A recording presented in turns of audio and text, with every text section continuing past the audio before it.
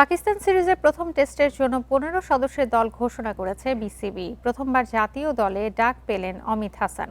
আর টেস্টের জন্য প্রথম সুযোগ পেয়েছেন তানজিদ তামিম। প্রথম শ্রেণীর ক্রিকেট দারুণ ধারাবাহিক অমিত হাসান গড় প্রায় ৫০-এর কাছে।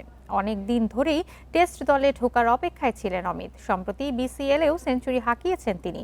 সাদা বলের পারফর্মার তানজিদ তামিমও প্রথম শ্রেণীর ক্রিকেটে প্রমাণ করেছে। নির্বাচক প্যানেল এই দুজনকে সুযোগ দিয়েছে। দীর্ঘ বিরতির পর টেস্ট দলে তাসকিন আহমেদ ও শরীফুল ইসলাম। প্রায় ১ বছর পর ফিরেছেন স্পিনার নাইম হাসান। স্পিন বিভাগে দুই অভিজ্ঞ মিরাজ তাইজুল আছেন।